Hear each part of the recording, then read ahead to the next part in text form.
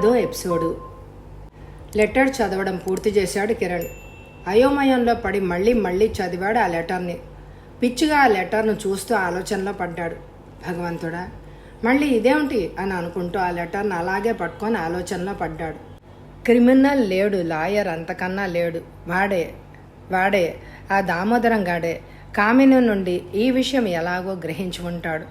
వాడి మొహం చూస్తుంటేనే వాడు ఎలాంటి వాడో తెలిసిపోతోంది. వాడే కిరణ్ ఇటు తలుపు అయితే లోపలి గడియ అయితే వేశాడే గాని పక్క గదిలో నుంచి ఈ గదిలోకి వచ్చే తలుపులు చూసుకోలేదు. ఆ తలుపులు నెమ్మదిగా తెరుచుకుని రావుగారు నెమ్మదిగా లోపలికి వచ్చారు. కిరణ్ దగ్గరకు వచ్చి ఆగారు. కిరణ్ పరధ్యానంగా ఉండి తండ్రి రాకను గమనించలేదు. రావుగారు కిరణ్ చేతిలోని లెటర్ని చటుక్కొని లాక్కున్నాడు. తండ్రిని చూసి తెల్లబోయాడు కిరణ్. అయోమయంగా, డాడీ అని ఆ లెటరు ఇలా ఇచ్చేయండి ప్లీజ్, మీరు చదవకూడదు అన్నాడు. నీవు మాట్లాడొద్దు కఠినంగా అని రావుగారు లెటర్ చదవడం మొదలుపెట్టారు. కిరణ్ వెర్రివాడిలాగా చూస్తూ నిలబడిపోయాడు. ఇదంతా నిజమే కదూ? రావుగారు అడిగారు. సమాధానంగా కిరణ్ మొహం దాచుకుని దోసిట్లో బోరున ఏడవడం మొదలుపెట్టాడు. డేరింగ్, డాషింగ్, ఎరోగెంట్ ఈ లక్షణాలను మాత్రమే కిరణ్లో చూసిన రావుగారు మొట్టమొదటిసారిగా కిరణ్ని ఏడవడం చూశారు. చూసి ఒక పక్క ఆశ్చర్యం, మరో పక్క ఆందోళనతో సతమతమవుతూ చూశారు రావుగారు. కిరణ్, పద మనం పైకెళ్ళి మాట్లాడుకుందాం, అక్కడైతే ఎవరూ రారు. కొద్దిసేపు ఆగి కిరణ్ ఏడవడం ఆపి తర్వాత రావుగారు వెనకనే తల వంచుకొని వెళ్ళాడు. ఇరువురు వెళ్ళి టెర్రస్ మీదకి వెళ్ళి కూర్చున్నారు. సాధారణంగా పూర్తి మేడ మీదకి ఎవ్వరూ రారు. అక్కడైతే వీళ్ల మాటలు ఎవ్వరూ వినరు. కిరణ్, ఇలాంటిదేదో జరిగి ఉంటుందని నీవు కామినిని పెళ్లి చేసుకొచ్చిన రోజునే ఊహించాను నేను. ఆ తర్వాత మరికొన్ని చర్యల ద్వారా నా అనుమానమే నిజమని నిర్ధారణ చేసుకున్నాను. నీవు ఆపదలో ఉంటే రక్షించుకునే ప్రయత్నం చేద్దామనే ఎన్నోసార్లు నేను అడిగాను. ఎన్ని విధాలు అడిగినా నువ్వు చెప్పలేదు. కానీ నీ మీద పోట్లాడడము, తనిష్టానుసారం నిన్ను తిట్టడమో చేసింది ఆ అమ్మాయి. ఇది నేను గమనించాను. నౌకరైనా సరే మురికి గుడ్డలు వేసుకొస్తే నీవు భరించలేవు. నీకు గుర్తుందో లేదో, ఒకసారి వంటవాడి చేతికి మసి ఉంచుకుని వస్తే మురికి చేత్తో అన్నం వడ్డిస్తావా అని ప్లేటు వాడి ముఖం మీదకి విసిరిగొట్టావు. అలాంటి నీవు బెగ్గర్ లాంటి దామోదరం గాడిని జిడ్డోడుతున్న మొహంతో మైలు దూరానికి కంపుకొట్టే దుస్తులతో వచ్చి నీ బెడ్ మీద కూర్చుని బీడీ తాగుతుంటే నువ్వు చూస్తూ మౌనంగా భరించావు అంటే విషయం ఎంత జటిలమైందో అప్పుడే గ్రహించాను. ఇలాంటిదేదో ఉంటుంది అని నేను అనుకున్నాను. నీవే ఇలా చేస్తావని నేను అనుకోలేదు. హత్య అనే మాట ఉపయోగించకుండా రావుగారు అన్నారు. కిరణ్ పెదవి కదపకుండా తలవాల్చుకొని కూర్చున్నాడు. మన మాటలు ఇక్కడ ఎవ్వరు వినరు. ప్రకృతికి చూడ్డానికి కళ్ళు, ఆకాశానికి చెవులు ఉంటే అవి వినాలి. ఇక నా దగ్గర నువ్వు భయపడాల్సిన పనేమీ లేదు. జరిగింది జరిగినట్టు ఒక్క అక్షరం పొల్లుపోకుండా చెప్పు. క్షమించండి డాడీ, గొంతు పెగల్చుకుని ఎలాగో ఆ మాట అనగలిగాడు. కామినిని నువ్వు పెళ్లి చేసుకున్న నాడే నిన్ను క్షమించడం జరిగిపోయింది. ఇప్పుడు క్షమించడాలు, కన్నీళ్లు, పశ్చాత్తాపాలు లాంటివి కాదు కావాల్సింది. నేరం నుంచి బయటపడే మార్గం. ఆ మార్గం నేను చూడాలి అంటే ఆ రోజు నుంచి ఈ రోజు వరకు ఏం జరిగింది ప్రతి చిన్న మాట వదలకుండా నీవు చెప్పాలి. లాభం లేదు డాడీ, లాభం ఉందో లేదో అనాల్సింది నేను. నాకు చావు ఒక్కటే శరణ్యం. నేను ఊబిలో మెడదాకా కూరుకుపోయాను. నాకు తెలుసు కిరణ్ అన్నాడు. ఏ సమస్యకి చావే పరిష్కారం కాదు. కేవలం నీవున్న పరిస్థితిని నిన్ను ఇలా భయపెడుతోంది. ఒకవేళ నువ్వు నీటిలో మునిగినా నేను ఒడ్డునున్నాను. నా చెయ్యి నీకు అందించి నిన్ను నీటిలోంచి పైకి లాగుతాను. డోంట్ వరీ మై సన్, ఆప్యాయంగా కిరణ్ భుజం తడుతూ అన్నారు రావుగారు. రావుగారు లోపల చాలా కలవరపడుతున్నారు. హత్య నేరం ఎంత క్లిష్టమైందో రావుగారికి బాగా తెలుసు. ఈతరాన్ని వాడు నీటిలో పడ్డా బ్రతకొచ్చు.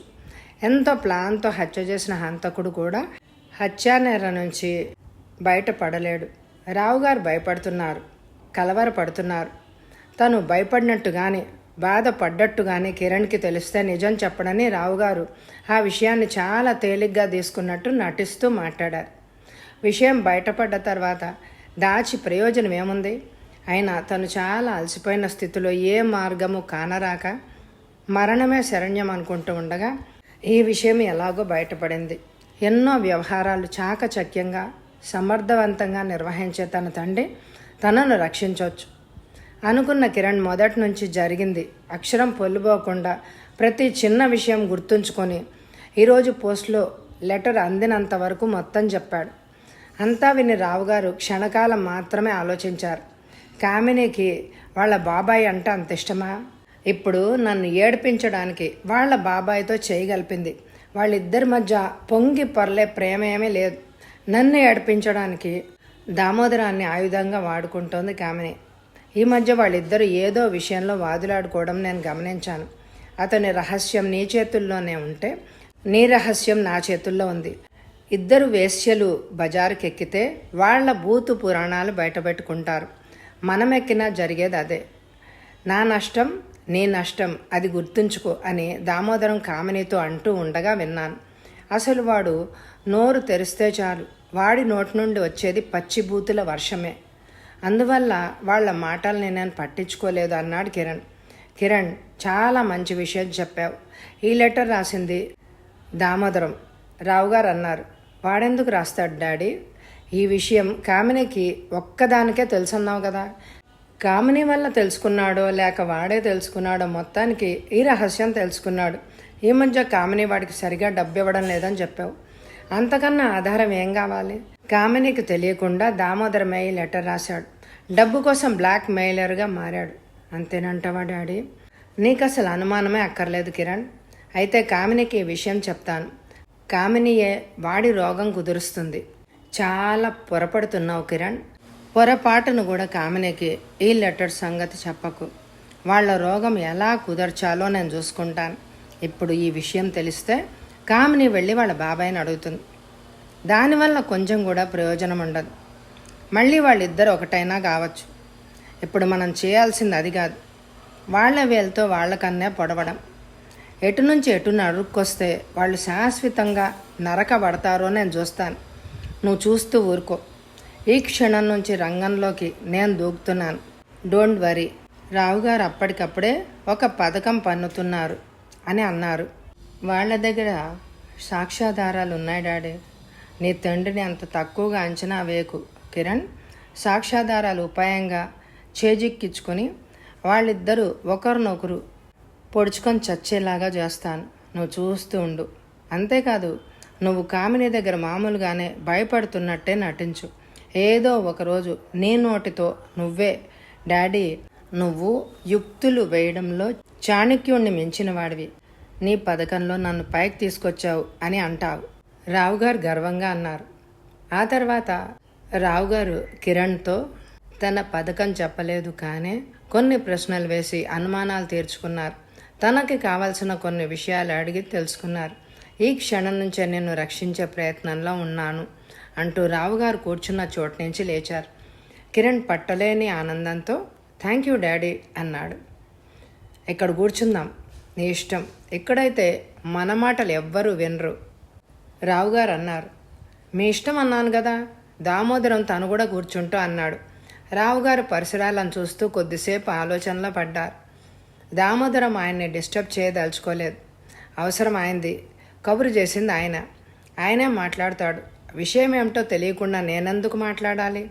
ఏవో పెద్ద కారణమే లేందే రావుగారంతటి వాడు నన్ను ఇలా రహస్యంగా కలుసుకోవడానికి ప్రయత్నించాడు. అంగబలం అర్ధబలం ఉంది. ఆవులిస్తే పేగులు లెక్కబెట్టగల తెలివి అంతకన్నా ఉంది. ఇలాంటి రావుగారితో తను చాలా జాగ్రత్తగా వ్యవహరించాలి.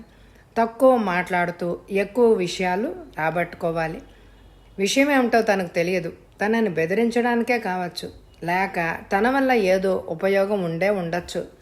ఆయన నోట్లోంచి వచ్చే మాటను బట్టి తను అప్పుడే తెలివిగా నిర్ణయం తీసుకుంటే సరే. ఏదైనా ఒకటి మాత్రం తను గట్టిగా గుర్తుంచుకోవాలి. ఇది రావుగారితో వ్యవహారం కాబట్టి మాటలు జాగ్రత్తగా ఆచితూచి మాట్లాడాలి. ఎంత కావాలి? ఉన్నట్టుండి రావుగారు చటుక్కుని అడిగారు. దేనికి? ఎంత కావాలి? దామోదరానికి ఎంతకీ అర్థం కాలేదు. అయోమయంగా చూశాడు. మహమాటం ఎందుకు? ఎంత కావాలో చెప్పు దామోదరం. నాకు అర్థం కావడం లేదు. నేను ఇప్పుడు మిమ్మల్ని ఏం అడగలేదే. అఫ్కోర్స్ నన్ను అడగకపోవచ్చు. నేను ఒకటి, నా కొడుకైనా ఒకటే కదా. రావుగారు అలా అనగానే దామోదరానికి ఒకటి మాత్రం అర్థమైంది. ఇదేదో చాలా పెద్ద విషయమే, లేకపోతే రావుగారు అంతటి వాడు ఫలానా చోట మన ఇద్దరం రహస్యంగా కలుసుకొని మాట్లాడదాం రమ్మని శాంతంగా మాట్లాడుతున్నాడు అంటే అర్థమేమిటి? తను చాలా చాలా జాగ్రత్తగా వ్యవహరించాలి దామోదరం అనుకున్నాడు. దామోదరం ఆలోచించడం చూసి డట్టి ఈడియట్, డబ్బు ఎంత పెద్ద మొత్తంలో కావాలా లేక ఎలా అడగాలో ఆలోచిస్తున్నట్టున్నాడు అని అనుకుంటూ తిట్టుకున్నారు రావుగారు. గాల్లో బాణం వేస్తున్నట్టుగా నేను అడిగినంత ఇవ్వగలరా అన్నాడు దామోదరం. గత్యంతరం లేక చేతగాని నవ్వు ఒకటి నవ్వి, ప్రతిదానికి ఉత్తమము మధ్యము అంటూ ఒకటి ఉంటుంది కదా, సర్వం దారపోసి గోచిగుడ్డతో నడి వీధిలో నిలబడలేను కదా, నువ్వు ఇవ్వగలిగినంతే అడుగుతాను. లెటర్లో రాశావు కదా, నువ్వెంత అనుకున్నావో అంతే అడుగు. దామోదరం చూచాయిగా దామోదరానికి విషయం అర్థమైంది. డబ్బు కావాలని కిరణ్కి ఎవరో లెటర్ రాశారు. డబ్బు కావాలని లెటర్ రాసేవాళ్ళు ఈ ప్రపంచంలో ఇద్దరే ఉంటారు. ఒకడు తన ఆప్తులకి ఫలానా కష్టంలో ఉన్నాను, ఇంత డబ్బు పంపు అని రాస్తాడు. మరొకడు బ్లాక్ మెయిలర్, ఇతడు ఇంత మొత్తం డబ్బు కావాలంటూ బెదిరిస్తూ రాస్తాడు. అంటే కిరణ్కి ఎవరో బ్లాక్ మెయిలర్ బెదిరిస్తూ లెటర్ రాశాడనమాట. ఆ డబ్బు బ్లాక్ మెయిలర్కి ఇవ్వడానికి వాడి అబ్బ బయలుదేరి వచ్చాడనమాట. అంటే ఆ బ్లాక్ మెయిలర్ తన దామోదరం ఉలిక్కిపడ్డాడు. దామోదరం ఉలిక్కిపడ్డం రావుగారు గమనించాడు. మీరు చాలా పొరపడుతున్నారు. ఏ విషయంలో? రావుగారు అడిగారు. లెటర్ రాసిన బ్లాక్ మెయిలర్ని నేను గాను. దామోదరమే బ్లాక్ మెయిలర్ అని మరింత గట్టిగా రూఢి అయింది రావుగారికి. లెటర్ రాసింది వీడు, కిరణ్ని బ్లాక్మెయిల్ చేస్తున్నది వీడు. తెలివి తక్కువ వెధవ ఎలా బయటపడిపోయాడు? తన నోటి నుంచి మాట రాకముందే లెటర్ నేను రాయలేదు, బ్లాక్ మెయిలర్ని నేను కాదు అని ఎలా చెప్పాడు? తన ఊహ సరైందే. కిరణ్ నేరం చేసినట్టు తెలిసింది ముగ్గురికే. 1 కామనే, 2 దామోదరం, 3 తను. వీడేలాగూ తాగుబోతూ తిరుగుబోతూ పెద్ద మొత్తం ఆశ చూపిస్తే ఏకంగా క్యాసెట్లని నెగిటివ్లని సంపాదిస్తే ఎలా ఉంటుంది? కామినికి వీడికి మధ్య విరోధం పెట్టాలి. వాళ్ళిద్దరూ వేరైన మరుక్షణం ఎడం చేత్తో దాని జుట్టు, కుడి చేత్తో వీడి జుట్టు పట్టుకొని కీలు బొమ్మని ఆడించినట్టు ఇరువురిని ఆడించవచ్చు. విషయం ఏమిటో పూర్తిగా అర్థం కాకపోయినా దామోదరానికి అప్పటికప్పుడు అతి తెలివితేటలు పుట్టుకొచ్చాయి. తొందర ఏముంది, మరోసారి మాట్లాడుకుందాం. దామోదరం లేచి వెళ్ళబోతూ అన్నాడు. రావుగారు కంగారు పడ్డారు. లేదు, మనం ఇప్పుడే మాట్లాడుకుందాం. నేను నీతో మంచిగా చెయ్యి కలపాలని చూస్తున్నాను. డబ్బొక్కటే కాదు, నా స్నేహం వల్ల కూడా నీకు మేలే జరుగుతుంది, కానీ కీడు జరగదు. కూర్చో దామోదరం, నచ్చ చెప్పే ధోరణిలో నవ్వుతూ అన్నారు రావుగారు. ఏంటో మీరు మరీ బలవంతం చేసేస్తున్నారు. స్నేహం గేహం అంటున్నారు కాబట్టి సరే ఆలోచిస్తాను అంటూ కూర్చున్నాడు దామోదరం. ఈ తుచ్చుడితో నాకు స్నేహమా? లోపల పళ్ళు నూరుకుంటూ పైకి మాత్రం థ్యాంక్ యూ అన్నారు రావుగారు. తెలివిగల రావుగారు ఆ క్షణంలో అతి తెలివికి పోయి పూర్తి తెలివి తక్కువ వ్యవహారంలోకి దిగుతూ ఉంటే, తెలివి తక్కువ దామోదరం అతి తెలివితేటలు పెంచుకుంటూ తెలివిగా వ్యవహరిస్తున్నాడు. జయాపజయాలు తారుమారయ్యే పరిస్థితి వచ్చినప్పుడు ఎంతటి తెలివైన వాడైనా బోల్తా పడిపోతాడు. తెలివి తక్కువగా బోల్తా పడినవాడు తెలివిగా పైకి లేస్తాడు. ఈ గేమ్ని విధి అనే వింత నాటకం అంటారు. రావుగారు, మీకు నాతో విరోధం ఏమీ లేదు. నాకు కొంచెం ఎక్కువ మొత్తం డబ్బు అవసరము అనే మాట నిజమే. మీరు మీ మనసులోది, మీరు అనుకున్నది, మీకు తెలిసింది మొత్తం చెప్పేయండి. నేను కాస్త ఆలోచించుకొని నా నిర్ణయం చెప్తాను. అప్పుడు మనం స్నేహం గురించి తేల్చుకుందాం. అన్నట్టే నాకు నిమిషానికో బీడీ తగిలేసే అలవాటు ఉంది. బీడీ కాల్చుకుంటానే, అభ్యంతరం లేదుగా? దామోదరం అద్భుతమైన తెలివితేటలు ప్రదర్శిస్తూ మాట్లాడాడు. అయ్యో ఎంత మాట! ఎవరి అలవాట్లు వారివి. బీడీ కాల్చుకున్నా నాకేమీ అభ్యంతరం లేదు. సరే, నేను బీడీ కాల్చే లోపల మీరు విషయం చెప్పండి అన్నాడు దామోదరం. ఈ రహస్యం తెలిసింది నీకు, కామినికి ఇద్దరికే. ఏ మాటకు ఆ మాట. ఇంతవరకు నీవు మా జోలికి ఏం రాలేదు. కారణం కామిని ఎంతో కొంత నీకు ఇవ్వడం. డబ్బు నీకు ఇచ్చే విషయంలో ఈ మధ్య కామిని నీతో పోట్లాడడం నేను విన్నాను. మావాణ్ణి పీడించి డబ్బు తీసుకున్న కామిని న్యాయంగా కొంత నీకు ఇవ్వాలి కదా. ఉన్నట్టుండి కామిని ఆలోచనలు పెడత్రోవ పట్టాయి. తరచూ మా బాబాయ్ చేతులు తడపకపోతే నిన్ను బయటికి లాగుతాను. మా బాబాయ్ ఎలాంటివాడో నాకు తెలియందేమీ కాదు. మీరు మా బాబాయ్ నోరు మోయించగలిగితే ఎంతో కొంత నీతో సర్దుకుంటాను అని ఈ మధ్య కామిని కిరణ్తో అంది. ఈ మాటను బట్టి అయినా అర్థమవుతోంది కదా నీకు డబ్బు ఇవ్వడం కామినికి ఇష్టం లేదని. చాటుగా మీరు ఏం పోట్లాడుకున్నారో నాకైతే తెలియదు. ఒకటి మాత్రం నిజం, కామిని నీకు డబ్బు ఇవ్వడానికి ఇష్టపడడమే లేదు. వీలైతే శాశ్వతంగా వదులుచుకోవాలని కూడా అనుకుంటోంది. మీరిద్దరు వేరుపడ్డా కలిసున్నా నాకేం ప్రయోజనం లేదు. ఆ కష్ట నష్టాలు మీ స్వవిషయాలు. 1000-2000తో ఎప్పుడు ఏది సాధించలేం. ఏదైనా బిజినెస్ చేయాలంటే కొంచెం పెద్ద మొత్తమే ఉండాలి. ఎప్పుడైతే కామిని నీకు డబ్బు ఇవ్వలేదో, మీ మధ్య వ్యవహారం బెడిసి కొట్టడం మొదలైందో అప్పుడు నీకు ఈ ఆలోచన వచ్చి ఉంటుంది. ఆ రహస్యం మీ ఇద్దరికీ తెలుసు కాబట్టి నీ దోవన నీవు డబ్బు సంపాదించుకోవడానికి బ్లాక్ మెయిలర్ అవతారం ఎత్తి ఎవడో రాసినట్టుగా మా వాడికి బెదిరింపు లెటర్ రాసావు, అవునా దామోదరం? మామూలు విషయాలు మాట్లాడుతున్నట్టుగా అన్నారు రావుగారు.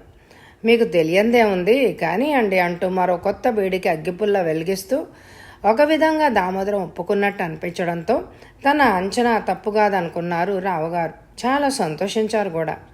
ఒకసారి అన్నీ నరుక్కు రాకుండా ఒకదాని వెనక మరొక దాన్ని నరుక్కొస్తే బాగుంటుంది అనుకున్న రావుగారు ఇలా అడిగారు.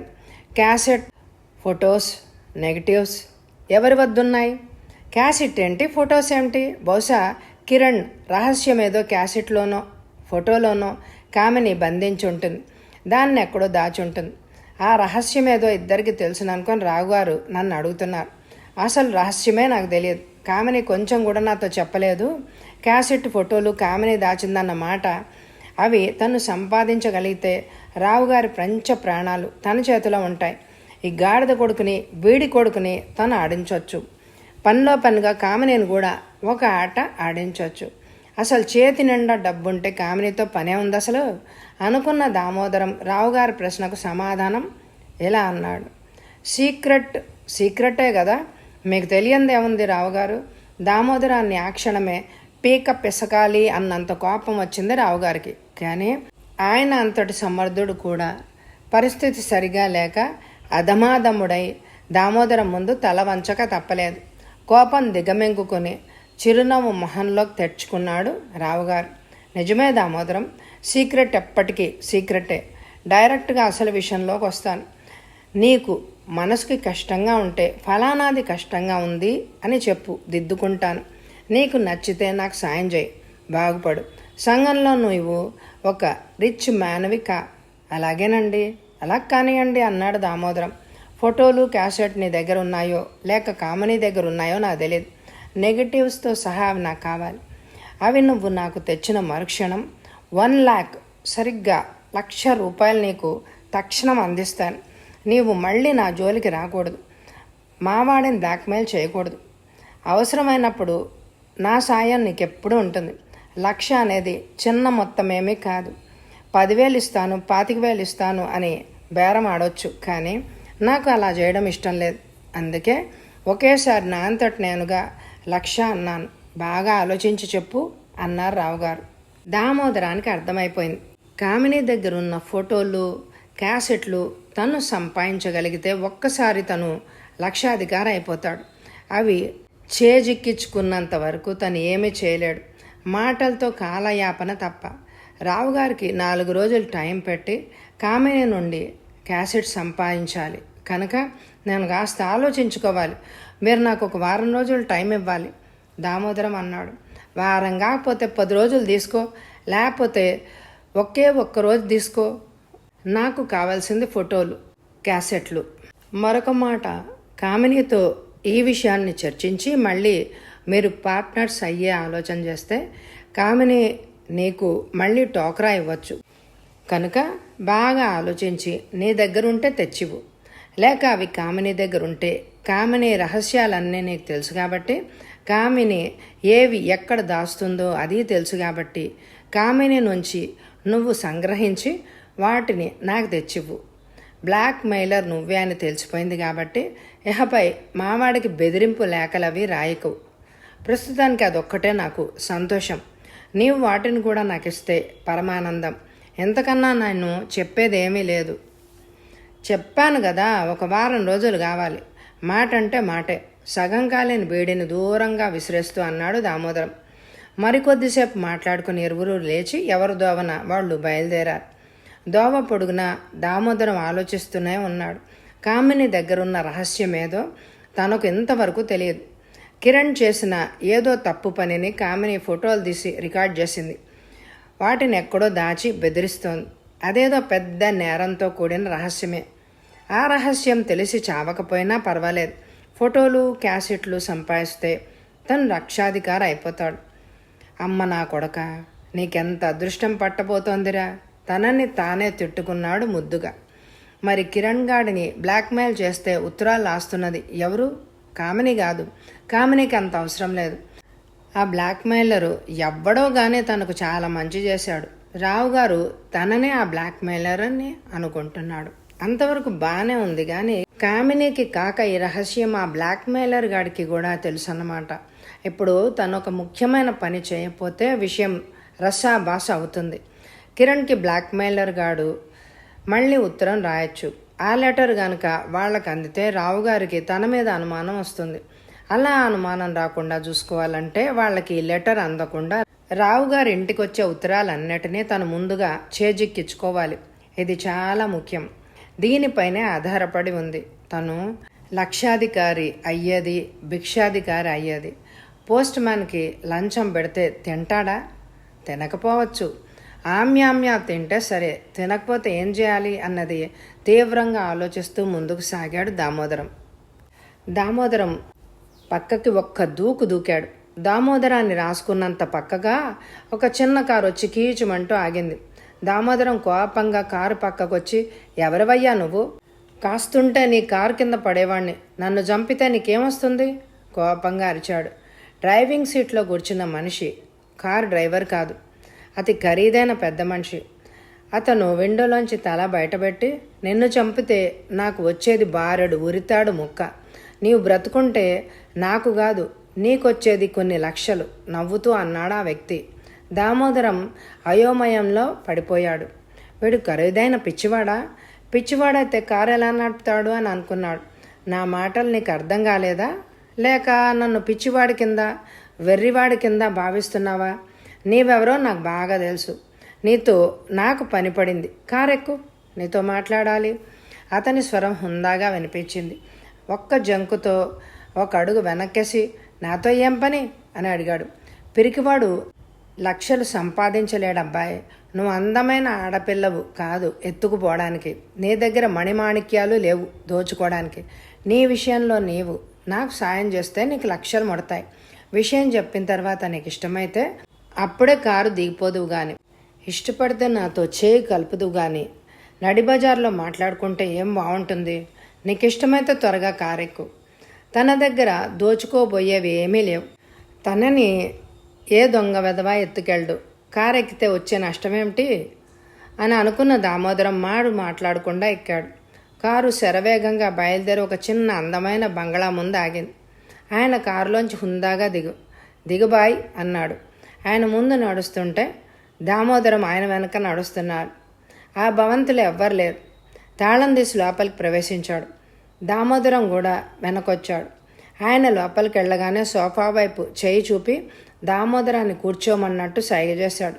ఫ్రిడ్జ్ తెరిచి అతి ఖరీదైన విస్కీ బాటిల్, కారం వేసిన జీడిపప్పు పలుకులు, 2 గాజు గ్లాసులు టీపైమే పెట్టాడు. ఆయన కూడా వచ్చి దామోదరానికి ఎదురుగా మరొక సోఫాలో కూర్చున్నాడు.